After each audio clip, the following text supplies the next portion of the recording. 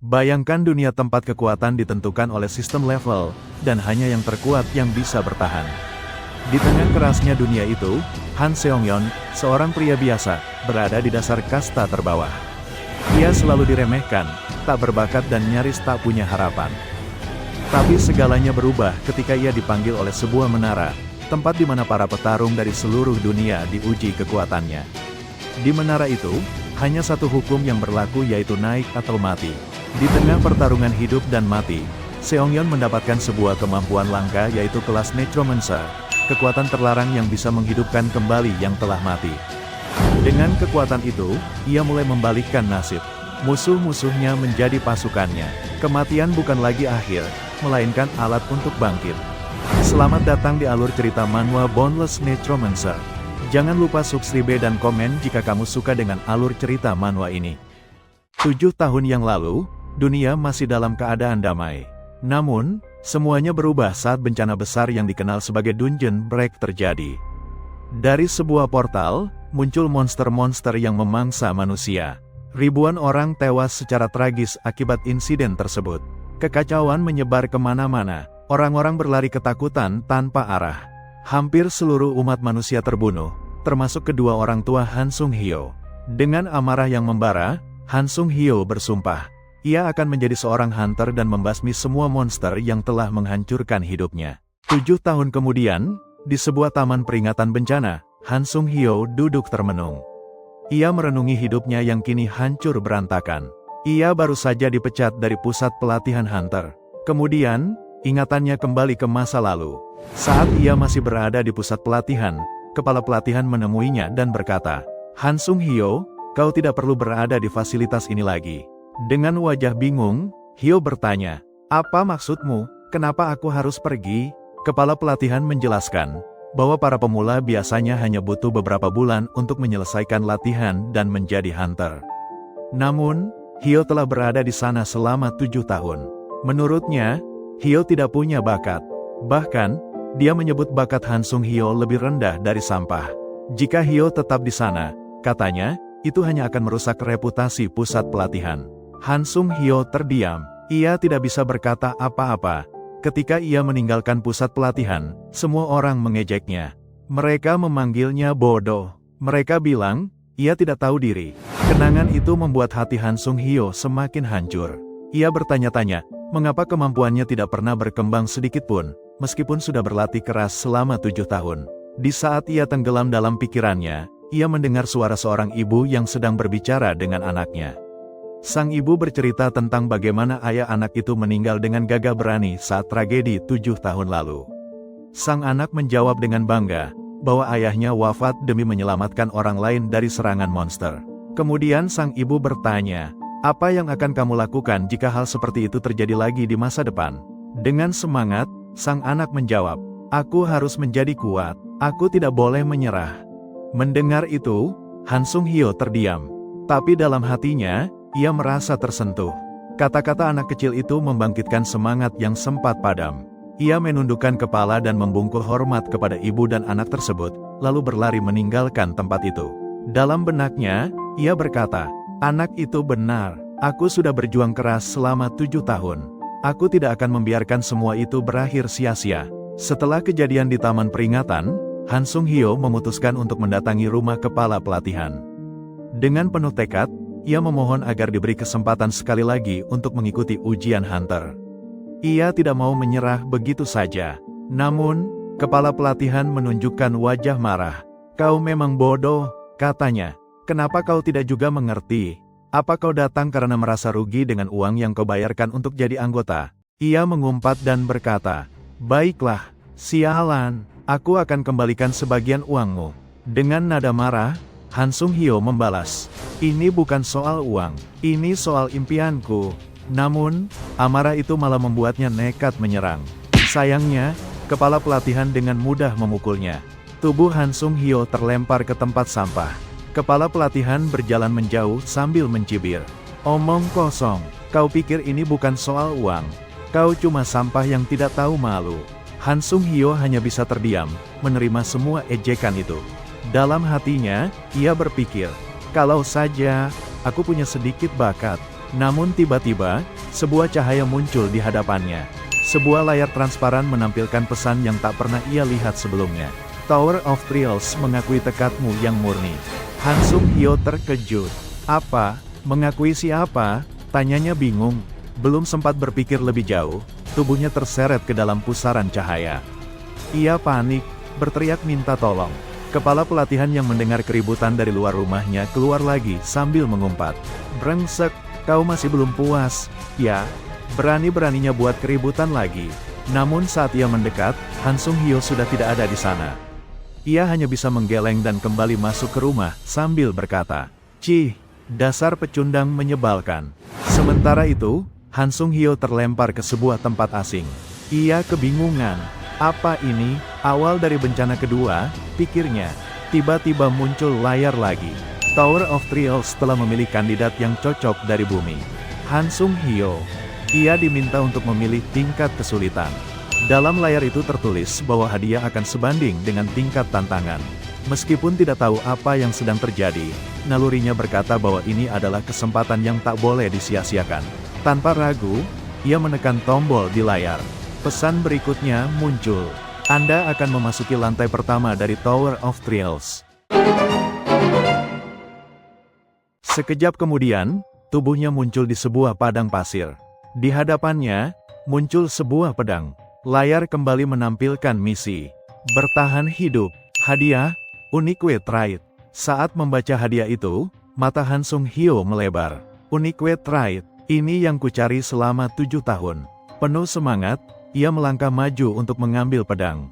Tapi tiba-tiba, terdengar suara gemuruh dari bawah pasir. Sesuatu yang besar mulai muncul. Seketika, ia menyadari sesuatu. Level kesulitan yang ia pilih adalah yang paling tinggi. Dari balik pasir, muncul sosok besar. Monster raksasa yang disebut Sen Golem. Han Sung Hyo terpaku. Ini gila, katanya pelan.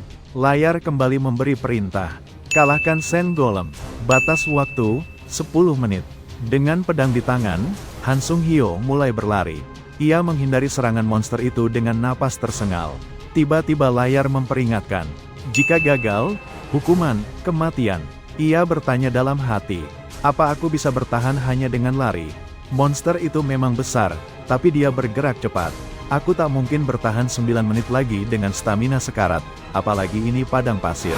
Ia tahu, meskipun diberi pedang dan disuruh bertahan hidup, dalam situasi ini, semua orang pasti sudah tahu. Dia akan mati, entah karena kelelahan, atau karena monster itu. Dengan nafas terputus-putus, Han Sung Hyo berteriak, "Sial, bagaimana caranya aku bisa menang lawan monster ini?" Di tengah padang pasir, napas Han Sung Hyo semakin berat. Keringat bercucuran, jantungnya berpacu cepat. Di saat-saat genting itu, pikirannya kembali pada masa lalu. Saat semua orang menghina dan mencemoohnya. Mereka menyebutnya pecundang. Orang bodoh tanpa bakat. Seseorang yang seharusnya menyerah dari awal. Dengan amarah yang mendidih, ia bergumam lirih. Apa aku akan mati dengan cara sememalukan ini? Tapi ia tahu, ia bukan orang lemah. Selama 7 tahun, ia berlatih tanpa henti. Secara teori, ia bahkan merasa lebih paham daripada banyak hunter sungguhan. Ia menyadari, jika terus berlari, ia hanya akan kehabisan waktu.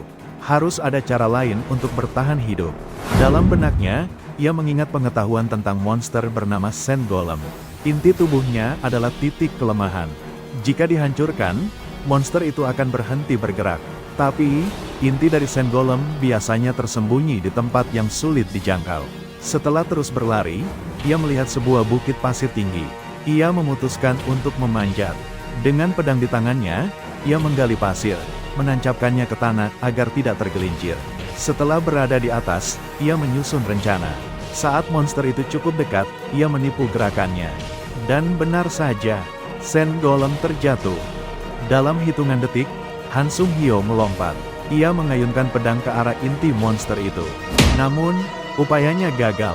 Inti itu terlalu keras. Sialan, kalau saja aku bisa menusuknya sekali lagi. Ia mencoba kembali. Tapi kali ini, tangan besar Sen Golem berhasil menangkapnya. Tubuhnya terangkat ke udara. Rasanya seperti kematian sudah dekat. Dalam detik-detik terakhir itu, Semua hinaan orang-orang di pusat pelatihan kembali terngiang di telinganya. Pecundang, tidak tahu diri, buang-buang waktu. Tapi kali ini, Han Sung Hyo tidak ingin kalah. Dengan segenap tenaga, ia mengangkat pedang yang masih tergenggam erat. Lalu, ia melemparnya dengan keras ke arah inti Sand Golem. Lemparan itu tepat sasaran. Pedang menancap dalam, dan inti monster itu hancur berkeping-keping. Tubuh Sand Golem mulai retak, kemudian meledak dan hancur sepenuhnya. Layar muncul di hadapannya. Selamat, Anda telah menghancurkan inti dari Sand Golem. Tutorial trial telah diselesaikan dengan sukses. Han Sung Hyo jatuh terduduk, kelelahan. Ia memandang puing monster yang kini lenyap. Aku berhasil. Aku benar-benar membunuh monster itu. Senyum tipis muncul di wajahnya. Meskipun nyaris gagal, setidaknya, aku masih hidup. Layar kembali menampilkan hadiah. Han Sung Hyo mendapatkan unit trait, 1500 poin, dan skill fast recovery level 1. Matanya membelalak. Ia hampir tak percaya. 7 tahun kerja keras, akhirnya membuahkan hasil. Tapi kejutan belum berakhir. Sebuah pesan muncul. Selamat, Anda telah menerima unique trait bertipe Necromancer. Han Sung Hyo gemetar. Akhirnya, aku bisa menjadi hunter, selama aku tetap hidup. Namun tiba-tiba, dari tempat kematian Sand Golem, muncul kabut hitam. Kabut itu bergerak mendekat. Saat ia menyentuhnya, layar kembali menyala. Unique trait tipe Necromancer telah diaktifkan. Layar menampilkan pilihan. Apakah Anda ingin menyerap spirit dari Sand Golem? Han Sung Hyo ragu. Kabut hitam itu terhubung langsung ke tubuhnya. Ia bisa merasakannya. Ini adalah kekuatannya sekarang. Tanpa berpikir lama, ia memilih menyerap. Dalam sekejap, kabut hitam itu menembus kulitnya. Dan arwah Sand Golem mengalir masuk ke dalam tubuh Han Sung Hyo. Setelah menyerap spirit dari Sang Golem, muncul pemberitahuan bahwa profesinya meningkat sebesar 7%. Han Sung Hon merasakan ada sesuatu yang berubah di dalam tubuhnya. Setelah menyerap spirit Golem, dia penasaran apakah spirit itu bisa disimpan untuk digunakan nanti. Dia pun mencoba mengaktifkan spirit tersebut, dan muncul notifikasi yang menyatakan bahwa dia dapat secara permanen meningkatkan statusnya dengan spirit yang telah didapatkan. Notifikasi lain juga muncul, memberitahukan bahwa status strength meningkat sebanyak 3 poin, dan health bertambah 2 poin. Tubuhnya terasa penuh energi. Han Sung merasa bersyukur, karena akhirnya bisa meningkatkan status secara permanen setelah berjuang selama 7 tahun. Dia memiliki unique trait bernama Necromancy level F, dengan tingkat kemajuan sebesar 7%. Trait ini memiliki 3 efek. Efek pertama adalah dasar, yaitu dia bisa menyerap spirit dari monster yang dikalahkan, lalu menggunakannya sesuka hati. Efek kedua adalah tambahan, yakni dia bisa meningkatkan status secara permanen tergantung dari peringkat dan kualitas spirit yang digunakan. Efek ketiga, dia dapat menyimpan atau memakai spirit yang dimiliki. Jumlah spirit yang bisa disimpan juga dapat bertambah seiring naiknya peringkat. Han Sung berpikir bahwa dengan kemampuan ini, dia mungkin bisa kembali ke bumi dan menjadi seorang hunter. Tak lama kemudian, sebuah portal muncul bersama notifikasi yang memintanya menunggu di lobi Tower of Trial.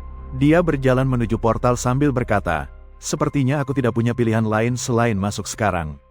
Setelah berhasil masuk ke lobi, tubuhnya langsung terjatuh. Han Sung mengumpat, "Sial, lukaku lebih parah dari yang kukira." Namun tiba-tiba cahaya emas menyinari tubuhnya, dan lukanya sembuh dalam sekejap.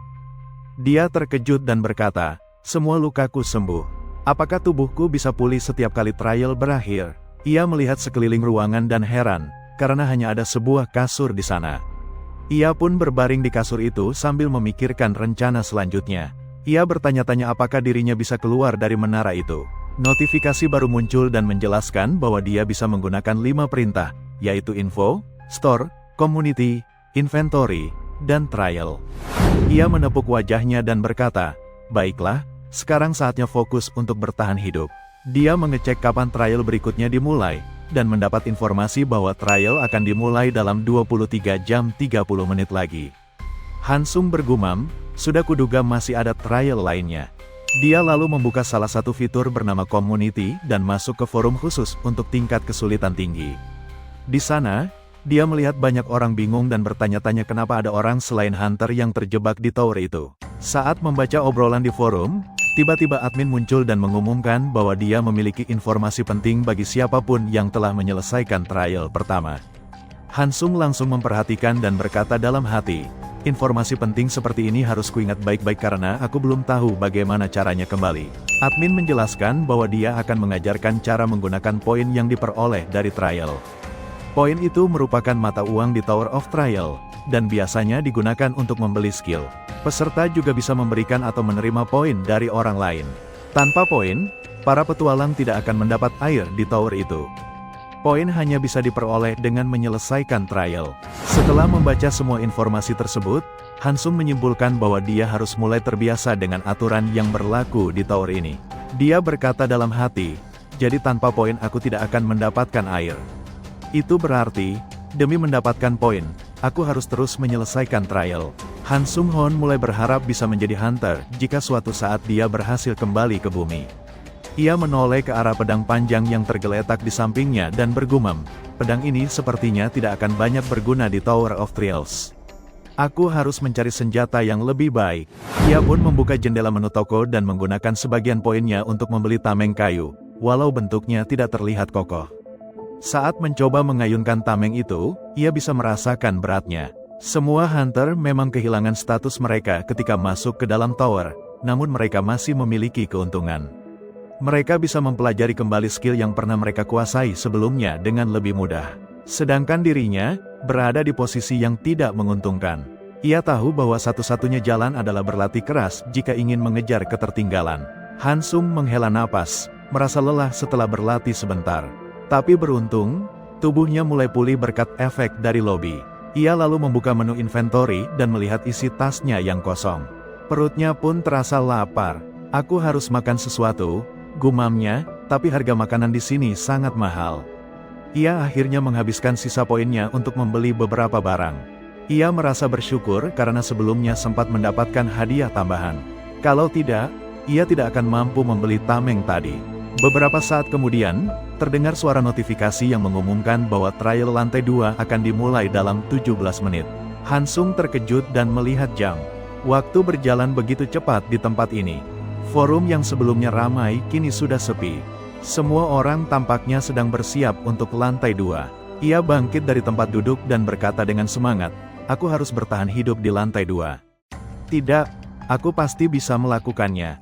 Dia pun melangkah masuk ke portal. Pemberitahuan muncul, Anda telah memasuki lantai kedua dari Tower of Trials. Tingkat kesulitan yang dipilih adalah level hard. Han Sung-hoon terkejut saat melihat keadaan lantai 2. Tempat itu merupakan hutan lebat, dipenuhi binatang buas dan tumbuhan beracun. Suara sistem kembali terdengar, menyampaikan misi barunya. Bunuh kepala suku orcs dalam waktu yang telah ditentukan. Dari kejauhan, Hansung melihat pemukiman orc dan merinding. Kepala suku, apakah aku harus menyusup ke markas mereka dan membunuh pemimpinnya? Ia segera bersembunyi di balik semak-semak, mengamati aktivitas para orc. Hansung tahu bahwa orc adalah makhluk buas dan sangat kuat. Ia juga menyadari bahwa dalam dungeon, jika ada satu orc yang berjaga, biasanya ada orc saman di dekatnya. Melawan satu orc saja sudah sulit, apalagi melawan seluruh suku mereka. Untuk mengalahkan semuanya, setidaknya dibutuhkan satu party yang berisi para hunter. Saat itu Hansung masih bersembunyi di semak-semak dekat pemukiman orc. Ia berniat untuk mundur dan mencari strategi yang lebih baik. Namun tiba-tiba, sebuah ide muncul di benaknya. Ia mencoba membuat obor sambil bergumam, bagus, aku sudah mengumpulkan cukup banyak kayu bakar. Tak lama kemudian, ia menyimpan obor yang baru saja dibuat ke dalam inventory miliknya. Menurut Song Hyo, meskipun orc terlihat seperti babi malas, mereka sebenarnya cukup cerdas. Song Hyo juga memperhatikan bahwa para orc pemburu selalu berburu di pagi hari dan kembali ke pemukiman saat matahari terbenam. Itu berarti, masih ada cukup banyak waktu baginya untuk bergerak. Dia berpikir bahwa satu-satunya cara untuk menyelesaikan trial dengan tingkat kesulitan tinggi dan kekuatan yang dimilikinya saat ini adalah dengan menggunakan api. Berdasarkan informasi dari Asosiasi Hunter, para orc guard tidak selalu waspada. Sesekali mereka bahkan kembali ke pemukiman untuk makan atau beristirahat. Oleh karena itu, jika dia bisa membakar hutan di sekitar pemukiman dan memblokir jalur masuk, dia tidak perlu khawatir tentang para orc pemburu yang akan kembali. Sebelum itu terjadi, setidaknya dia harus lebih dulu menghabisi beberapa orc pekerja. Tak lama kemudian, dia melihat para orc pekerja sedang berusaha memadamkan api di sekitar pemukiman. Song Hyo perlahan mendekati salah satu dari mereka. Tanpa ragu, dia langsung menghabisinya di tempat. Secara otomatis, skill unit Tried Necromancer miliknya pun aktif. Sebuah pilihan muncul, menanyakan apakah dia ingin menyerap spirit dari orc yang telah dia bunuh. Sambil mengonfirmasi pilihannya, Song Hyo berkata, "Ya, inilah yang selalu kutunggu-tunggu." Layar notifikasi pun muncul, tertulis bahwa dia telah berhasil menyerap jiwa dari musuh yang dikalahkan, dan tingkat keterampilan skillnya meningkat sebesar 9%. Saat dia masih menunggu proses penyerapan spirit selesai, tiba-tiba seekor orc guard besar muncul dari belakang. Song Hyo langsung menoleh dengan wajah terkejut. Orc itu menyerangnya secara tiba-tiba dengan pedang besar. Namun dengan tenang, Song Hyo menggunakan skill miliknya yaitu FB Shock, dan memanggil spirit yang telah dia simpan sebelumnya. Spirit itu memberinya tambahan 4 poin pada atribut Strength, dan 2 poin pada atribut Dexterity. Dengan kekuatan tambahan tersebut, dia berhasil mengalahkan Orc Guard hanya dalam satu serangan. Dalam pikirannya, dia menyadari bahwa jika dia terlambat sedikit saja, kemungkinan besar dia sudah mati. Setelah itu, Song Hyo langsung menyerap spirit dari Orc Guard yang telah dikalahkannya. Dia terkejut saat mengetahui bahwa spirit tersebut juga meningkatkan atribut stamina sebanyak 4 poin, strength 2 poin, dan dexterity 1 poin. Sambil melihat status barunya, Song Hyo bergumam dalam hati, "Bagus, dengan meningkatnya atribut, risiko saat bertarung akan semakin berkurang." Dengan rasa percaya diri, dia pun melangkah mendekati para orc yang tersisa. Di hadapannya terlihat 3 orc pekerja, 1 orc guard, dan kepala suku orc. Dengan perhitungan matang, dia memutuskan untuk mengalahkan para orc pekerja terlebih dahulu, agar bisa lebih mudah menghadapi kepala suku. Dalam hati, Song Hyo berkata, "Berkat spirit orc guard yang kuserap tadi, pertempuran kali ini akan jauh lebih mudah." Dengan tekad kuat, dia pun mulai menghabisi para orc pekerja satu persatu, hingga yang tersisa hanya orc guard dan kepala suku mereka. Tiba-tiba, dari arah yang tak terduga, orc guard yang tersisa melancarkan serangan mendadak. Namun Song Hyo dengan sigap menangkis serangan itu menggunakan tameng kayu miliknya. Dia berpikir bahwa karena orc guard itu sudah terpisah dari kepala sukunya, maka inilah rintangan terakhir sebelum menyelesaikan misi. Pertarungan berlangsung cukup sengit, namun akhirnya Song Hyo berhasil mendaratkan serangan terakhir dan mengalahkan orc guard tersebut. Namun tiba-tiba, kepala suku orc melepaskan serangan laser api ke arah Song Hyo. Dengan cepat, Song Hyo mengangkat tamengnya untuk menahan serangan tersebut. Kepala suku itu terlihat tersenyum puas, mengira Song Hyo telah hangus terbakar. Namun tak lama kemudian, dari tengah kobaran api, tubuh Song Hyo muncul kembali. Kepala suku orc sangat terkejut melihatnya masih hidup. Sebuah notifikasi muncul, memberitahu bahwa Song Hyo berhasil mendapatkan pencapaian bernama The One. Lalu muncul pemberitahuan lain yang menyatakan bahwa dia telah memperoleh skill baru bernama Fire Resistance Class F. Dengan wajah kesal dan penuh amarah, Song Hyo berkata, "Tamatlah riwayatmu." Dia perlahan berjalan mendekati kepala suku orc. Pemimpin orc itu langsung menyerangnya secara membabi buta dengan skill api miliknya. Namun serangan itu sia-sia. Dengan gerakan cepat dan akurat, Song Hyo berhasil melumpuhkan kedua lengan kepala suku tersebut. Sambil menjerit kesakitan, orc itu berusaha melarikan diri masuk ke dalam rumahnya. Dengan wajah dingin dan mengerikan, Song Hyo mengikuti langkahnya, lalu berkata, "Ayo masuk." Saat memasuki rumah itu, dia cukup terkejut melihat kepala suku orc sedang gemetar ketakutan sambil memeluk kedua anaknya. Salah satu anak orc itu bahkan memohon pengampunan kepada Song Hyo. Melihat pemandangan tersebut, dalam hati Song Hyo bergumam, "Jadi kalian juga menyayangi keluarga kalian." Tiba-tiba, ia teringat pada kejadian tragis di masa lalu. Saat orang tuanya dibunuh oleh monster, mereka sengaja menahan makhluk itu agar Song Hyo bisa melarikan diri. Tanpa disangka, salah satu anak orc mengeluarkan pisau dan berusaha menyerangnya. Namun dengan sigap, Song Hyo menghindar lalu berkata, "Bodoh sekali, benar-benar bodoh. Bahkan jika aku telah menjadi hantu sekalipun, aku tetap akan membunuh seluruh keluargamu." Tak lama kemudian, muncul notifikasi bahwa Song Hyo telah berhasil menyelesaikan lantai 2 dari Tower of Trials. Sambil melihat perisai kayunya yang mulai rusak, dia berkata, "Aku sudah tidak bisa memakai perisai ini lagi, tapi aku selamat berkat dirimu." Lalu dia membuka forum komunitas dan melihat isi percakapannya. Sambil membaca, dia bergumam, kali ini benar-benar nyaris. Setengah anggotanya mati. Ini terlalu brutal. Namun dia terkejut saat melihat bahwa para peserta lain ternyata juga tahu kalau dirinya berhasil mengalahkan kepala suku orc. Dalam hati, Song Hyo bertanya, apakah ada cara untuk kembali ke bumi? Lalu ada satu hal yang menarik perhatiannya. Ternyata peserta bisa mengajukan pertanyaan kepada Tower of Trials, asalkan menggunakan sebuah voucher. Voucher itu hanya bisa didapatkan jika peserta berhasil menyelesaikan satu trial. Fitur pertanyaan itu tersedia di dalam menu informasi. Dalam benaknya, Song Hyo berkata, aku bisa menggunakan voucherku di sana. Dia menyimpulkan bahwa jika setiap orang membagikan informasi yang mereka temukan, maka chatroom bisa menjadi tempat pertukaran informasi yang sangat berguna.